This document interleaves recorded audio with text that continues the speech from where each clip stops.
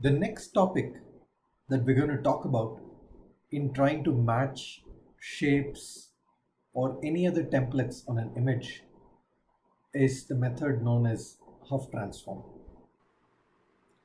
Once again, this lecture's slides are also based on the excellent lectures of Professor Yani at India REN, as well as the lectures of Professor Mubarak Shah at the University of Central Florida. We've already seen a couple of line fitting methods.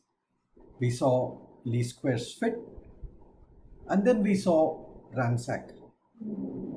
The question that we're going to ask now is, what do you do if there are multiple lines placed in a particular orientation or placed in a particular configuration in an image? It could be multiple lines, it could be a polygon, it could be a circle. Then how do you deal with fitting a shape onto the set of data points that you have? And that's what we're going to talk about now when we go to Hough Transform. This method dates back to the early 60s by Hough, who filed a US patent for this. But since then, there have been many efforts that have translated this into what we see today. In the early 70s, the Hough Transform was used for detecting of lines and curves. Then in the early 80s, there was a method that came that was called Generalized Hough Transform, and we'll see all of these over the next few slides.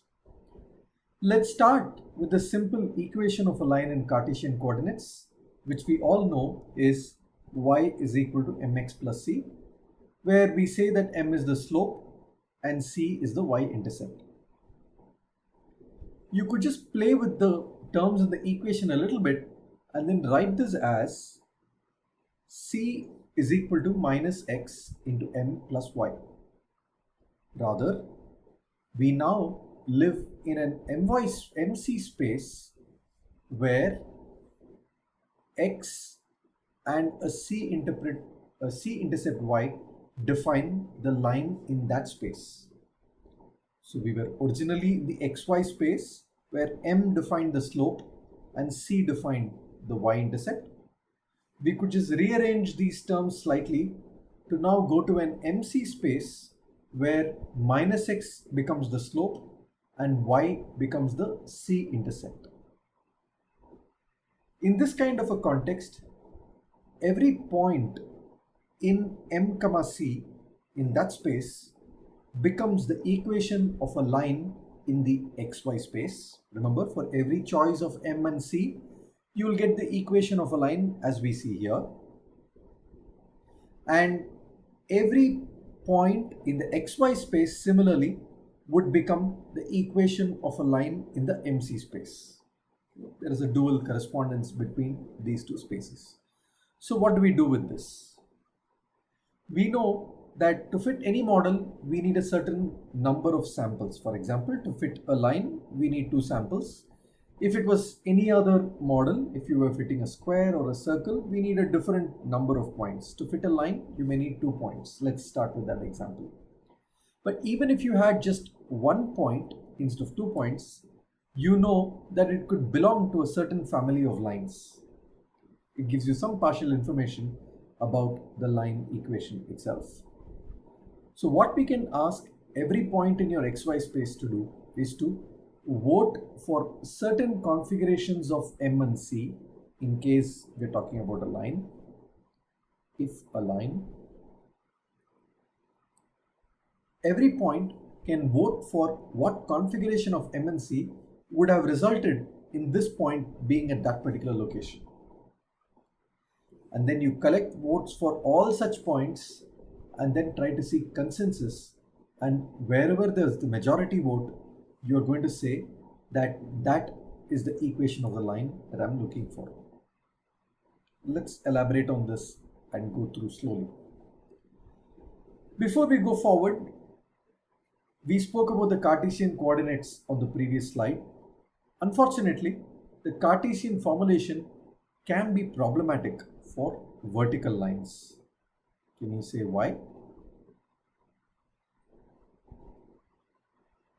When you have a vertical line, your slope is unbounded. it becomes difficult to represent such a line in your MC space because M has to be infinity. So in such a scenario, it may be wiser to use a slightly different parameterization, the polar parameterization, which is written in terms of rho and theta, where rho is the distance of the line from origin and theta is the angle made by the normal to the x-axis. You can also write rho as x cos theta plus y sin theta. This is a standard polar parameterization that's used going from Cartesian coordinates to polar coordinates. We know now that in this space, rho is bounded, at least lower bounded by 0, and theta lies between 0 and 360. We know that these quantities are bounded, which makes it slightly easier to work with. So every point in your original space, in your Cartesian space xy, votes for many points in your parameter space. So if you had a certain line, certain point x1 in your original Cartesian space, for the moment we are going to talk about this method generally in terms of a Cartesian space and fitting a line or fitting a circle and so on and so forth. A little later in this lecture, we'll talk about how do you use this with images. If you have already sensed what's coming, we are trying to find out how do you use Hough Transform to match lines or circles or any other shape in an image. That's the goal of this lecture, of the method discussed in this lecture. But before we go to an image, we're just going to talk generally about Cartesian coordinates. So if you have a point x1 in the xy space, you know that there are a family of lines that can pass through x1. And each of those lines has a correspondent m comma c. Right? It's going to have a slope and a y-intercept. And all of them will result to corresponding points in the MC space or the r theta space. If you go to the log polar space, you'll have a slightly different notation. They'll correspond to a point here in the r theta space. So for every point xy can vote for many points in your parameter space, which that particular x1 point could have been lying on. So each line through this point x1, y1 is a vote for a point in a parameter space which satisfies rho is equal to x1 cos theta plus y1 sin theta. Let's see a few examples. Here is another line that passes through x1 and that would vote for a different point in the parameter space, which is here. Here is another line that passes through x1 that would vote for a different point in the parameter space. Remember, the parameter space now is defined in a polar parameterization, and you keep repeating this for several lines that could have passed through x1 and all of them get votes in the parameter space.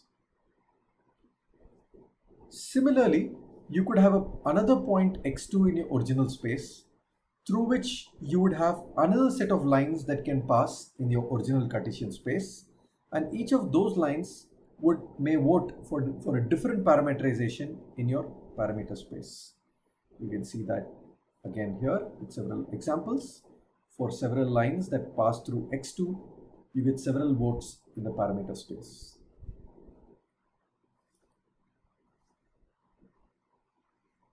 Let's try to recount this through an algorithm. So you have your data x, you have a set of quantized parameters, theta min to theta max. For example, if you take your polar parameterization, you may not want to vote for every angle between 0 and 360. You may want to divide 0 to 360 into 10-degree bins and have only 36 possible theta values. That's what we mean by a quantized parameter here. You also initialize an accumulator array, which is simply a frequency count. It's simply a frequency count of votes. You can look at it that way. So for every point xy in your Cartesian space, we try to see for theta belonging to theta, you have 10 possible thetas. If you write out rho is equal to x cos theta plus y sin theta, we try to see for each set of model parameters consistent with the sample. So which row and which theta would align with this particular xy that we have taken. You increment the A for that theta and row. So imagine the accumulator being a 2D matrix defined by theta values on one axis and row values on the other axis, which could also be quantized. You could quantize distance into distances of, say, a certain number of units. And whichever row and theta we know corresponds to this x and y that we have, you go to that row and theta, and in each of these cases you could check for consistency and increment that cell in the accumulator matrix by 1. And you keep doing this for every xy point that's given to you. Those are your set of points that are given to you, and you keep accumulating, and at the end you do a non-maximum suppression in A. So if you have many different bins that have a high vote, you do a non-maximum local non-maximum suppression to see which bin has the really highest votes, and you define that theta and rho to be corresponding to the model that corresponds to your that directly has a bearing on the data in your X matrix. This gives you a way of estimating the theta and rho, or in Cartesian coordinates finding the equation of the line corresponding to this set of points that are given to you. Okay. This is, as you can see, this is very similar to a least square fit, but doing it in a slightly different way. We are still trying to fit a line to a set of points that's given to us, but we are doing it using the Hough voting approach. Okay, now as I promised, here is an example from an image perspective. Let's say we have an image, and the image has several lines, and we want to find the equations of those lines. Right? There could be several applications where this may be required. Let's say, for instance, that you're trying to take images of a computer chip and try to find out, say, how those lines are aligned on a computer chip, or so on and so forth. Right? You want to find the equations of those lines. So using the same approach that we just talked about on the earlier slide, you assume a certain parameterization.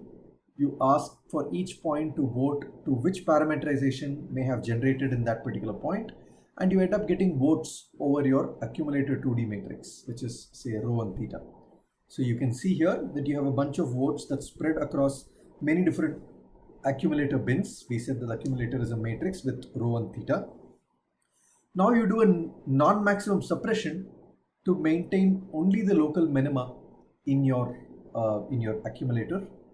And once you do this local maxima, you find that there are 4 maxima here, which corresponds to 4 values or 4 parameterizations of lines, which are the 4 lines that you actually have in your original image.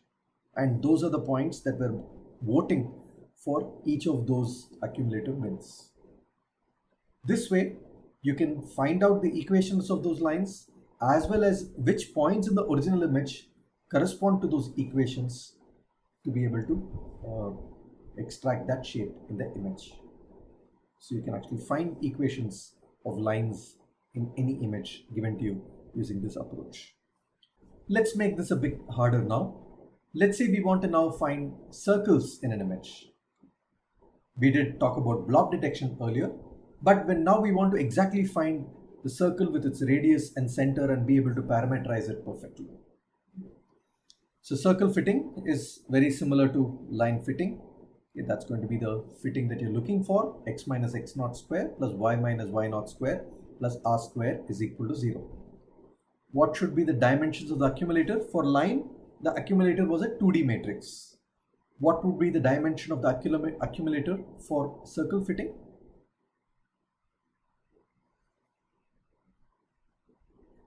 It would be a 3-dimensional accumulator where you have x naught y naught, which corresponds to the center of the circle, and r, which corresponds to the radius of the circle. Those are the 3 votes that each point is going to be voting for. So the way, since we have three possibilities here, one option is to fix one of the parameters, and generally you fix the radius and then loop for the rest, ask every point to vote for just the center, and then you can keep going around and going in a round robin manner to ensure that every point votes for all 3 parameters at the end. So you keep incrementing the accumulator for every vote that a point makes to each of these values, and at the end you do a local maxima in A, and this way you can actually estimate the parameterization of the circle that you're looking for.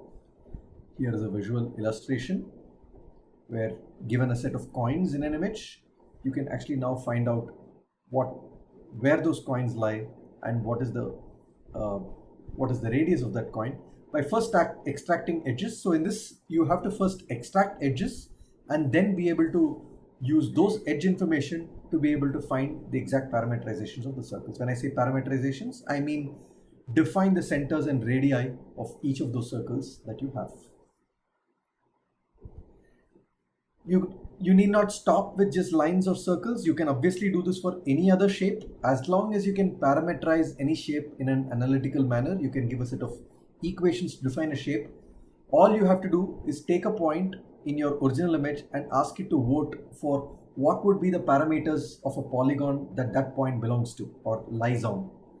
And then you just count which parameterization got the highest votes amongst all the possibilities in your parameter space, and simply define that to be the polygon or any shape that you're looking for. But what if you're looking for a shape that has no analytical description? For example, on this slide, you see this irregular shape which has no analytical distribution, which has no analytical definition. How do you find such shapes in an image? We do assume that the shape is given to us. So you do know that this is the shape that you're looking for in a given image, and it could be of different sizes, could be rotated in different ways, could be scaled. All of those transformations are possible. But we want to find where in the image it lies. The only thing we know is that this shape, in this particular case, may not have an analytical definition. You cannot write it as an equation. What do you do in this particular case? You define a reference point in the shape. Right? You could define, for example, an x0, y0 as a reference point in that shape. And now every edge point of this shape can be defined with respect to that reference point. So every point here, say xy, has a certain length from your reference point x0, y0, and a certain angle with respect to the reference point x0, y0. As an example, x0, y0 could be the centroid of that object that you're looking for, but it need not be the centroid, it could be any reference point. So once you have a centroid or any other reference point, for each edge point that you have, so remember again that given a new image, you have to first do an edge detection to get the edge points. Then for each edge point, you compute what is the distance to the centroid. You would first do this for the template object that you have before you run it on any new image. This is when you know that this is the shape you're looking for, you define a reference point. For each edge point in this particular shape, you compute a distance to the centroid, which is Ri, and an edge orientation phi I. And then you create something called an R table. And what the R table says is that for a given edge orientation phi 1, what are all the possibilities? What are all the points that could have a certain radii with the same orientation with respect to the reference point? Similarly, for another point with another orientation phi 2, let's say phi 2 is this particular edge point, that has a certain radius with respect to the reference point. Similarly, there could be another point with the same angle which would have a certain radius R21. There could be a third point with the same angle, the same edge orientation, and that could have a radius R23. And you create an R table which connects these orientations and these distances to the centroid or the reference point. So once you've built this R table, what do? Here is the algorithm of what is known as generalized Hough transform. So you have your data, you are given your R table, which you've already built from the shape that was given to you. Remember once again that the shape is defined for you, right? Not defined, is given to you. It's not well defined mathematically, is given to you. Using that shape, you construct something called the R table, and you also construct an accumulator array for how many ever dimensions you have to estimate. So if that reference point has 2 coordinates, you have only 2 coordinates to vote for. Otherwise, you may have other parameters too. If you allow your shape to change in multiple ways, you could have other dimensions in your accumulator for which also the points can vote. In this particular case, to keep it simple, let's assume that the shape is going to be the same, just that the shape could be placed anywhere in the image. No scaling, no rotation. Let's assume that that's the scenario here. So the only thing that we are trying to find is where would the centroid of that object be. So you have an accumulator array which is of 2 dimensions going from x c min to x c max. C min and c max are the maximum values of that the centroid can assume in the x axis. Similarly, y c min to y c max. And you initialize the accumulator, every cell of the accumulator to 0. Then for every point, for every ri phi I in your R table, you try to write if your centroid can be written as this x plus ri cos phi plus this y plus ri cos phi. If you can write your centroid with respect to this given xy using this particular formula, you would increase the accumulator for that particular centroid. And you would keep doing this for various different centroid possibilities, where your centroid possibilities will come from xc min to xc max and yc min to yc max, where you discretize your possibilities of the centroid and you create an accumulator array. That's the way you would do it. And at the end, you would get a set of values, a set of frequency counts as to what each xy voted for. And you do a non-maximum suppression to find the local maxima, and that's going to give you the final xc, yc, which correspond to this new set of points that are given to you. Okay. Speaking in terms of images, once again, let's assume that this is the shape that you're looking for. As I said, we assume in this example here that we are only looking for the shape as is. No scale change, no rotation change. So which means the only thing that can change is the center of the object could be on different parts. So that's why we're voting only for where the center is. And so given a new image, you run an edge detector, and for each edge point, let it vote for where the centroid would be. And wherever you get the maximum votes for the centroid is where your centroid is potentially could be. You could use this kind of an approach to say find a car in an image. If you knew a car has a particular shape, you define that shape, you now ask you run an edge detector on a new image and then ask each point on the edge to vote for where the center of the car is, and based on that you can probably trace where the car is located in the given image. So you could use such an approach even for object detection. Again, within certain changes in your shapes, in the possibilities of the shape. If a car's pose completely changes, obviously this kind of an approach will not work in that scenario. Okay, so it works only with certain tolerance. To summarize the Hough transform, it's an effective approach for detection of shapes, objects including say multiple, even if there were multiple cars, you can probably find all of them. You could have multiple maxima in where edges vote for the centroids of the cars, and each of them may be different instances of a car in a given image. So you can also use this for detection of multiple instances of object in an image.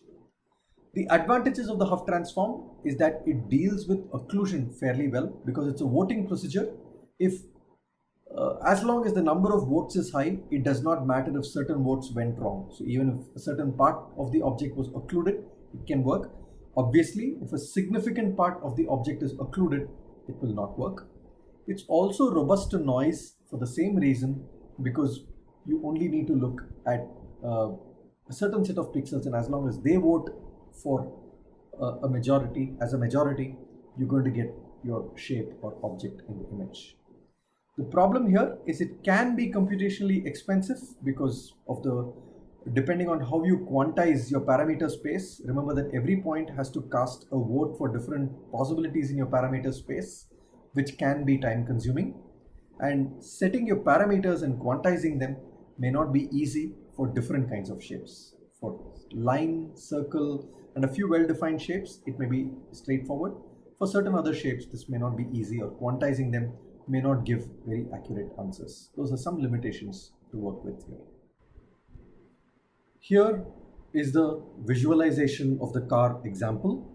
So you have a model image and there are some key points with respect to a reference point at the center of the image. So you record the coordinates relative to the reference point in the model image, and for every test image, you look for the same configuration of the key points with respect to the centroid of the object. So in these particular cases, the car is inverted, but when the test image is of the same configuration as the original object, you would find a match in this particular scenario. Here is one more example. So if you considered your model image to be the Eiffel Tower, and here is a test image, which is also the Eiffel Tower taken in a different scale on a different day with different lighting conditions. You then have your accumulator. After you find your model image points in your original image and your test image, you have your accumulator that votes for the centroid of the object with respect to various key points in that object. You consider a local maxima. You may not see it very clearly here, but the local maxima is somewhere in the middle. And based on that, you vote for where the Eiffel Tower is located in the test image. The homework for this lecture is chapter 4.3 of Selesky's book, and a couple of questions for you to think about. How would you use Hough Transform to detect ellipses, squares, and rectangles? Try to work out what the parameterizations or the analytical forms of each of these shapes is, and try to find out how the accumulator array would look in each of these cases. That should help you address these problems. And a real world use case. Let's assume your friend working in a diagnostic startup asks you how to count the number of red blood cells in a blood sample automatically. So you have a blood sample, you want an automated way to count the number of red blood cells using Hough Transform. What would you advise him or her? Something for you to think about. And here are the references.